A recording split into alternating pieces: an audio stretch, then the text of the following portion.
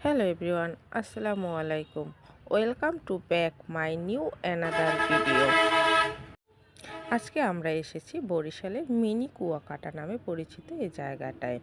তো এখানে আসতে হলে আপনাদের কোথা থেকে কিভাবে আসতে হবে সেটা আগে বলে দিচ্ছি। এখানে আসতে হলে আপনাকে প্রথমে বরিশাল জেলখানার মোড় আসতে হবে, সেখান থেকে একটা অটো নিতে হবে তালতলি ভাঙারপাড় নামে জায়গার জন্য।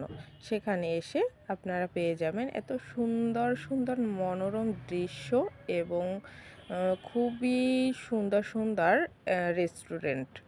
এখানে আসলে আপনার মন সত্যিই অনেক ভালো হয়ে যাবে। যদি মন খারাপ নিয়ে আসেন, মন খারাপ রাখার কোনো ওয়েই থাকবে না। তো আমরা প্রথমে এসে ঢুকে পড়লাম। প্রথম রেস্টুরেন্টে আমরা ঢুকিনি, কাঁটা চামচ নামে যেটা ছিল।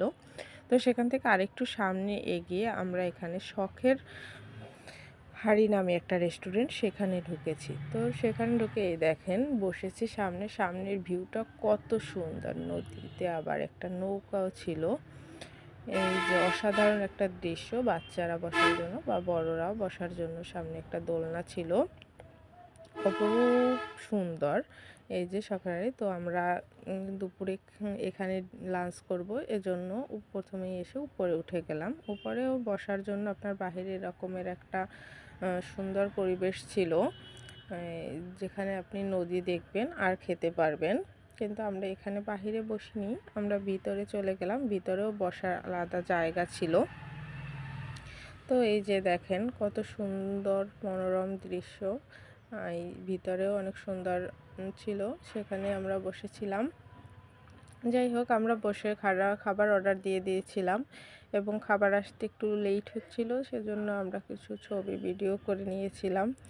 আপনারা এখানে সবার তো আর হয় না যে কুয়াকাটা যাব বা কিছু এরকমের, এজন্য আপনারা যদি চান সাধ্যের ভিতর কাছাকাছি এখানে আসতে পারেন। তো আমাদের খাবার চলে এলো। এই যে দেখেন আমরা মেনু সেট অর্ডার করেছিলাম দুপুরে। তো এই যে সামনে আবার আরেকটা রেস্টুরেন্ট ছিল, ওখানে লাইট অন করে দিচ্ছিল। আসলে এইখানের ভিউটা ভালো লাগে সন্ধ্যার পরে, জাস্ট অসাধারণ। সন্ধ্যার পরে প্রচুর লাইট জ্বলে, লাইটিংটার জন্যই এইখানটা আসলে বিখ্যাত। তো এখানে আমরা এই যে সন্ধ্যা হয়ে যাচ্ছিল, কিন্তু আমাদের বাসায় যাওয়ার তাড়া হচ্ছিল। এই যে সন্ধ্যার পরে সব থেকে সুন্দর ভিডিওগুলো নেওয়ার জন্য সন্ধ্যার পরের বেস্ট।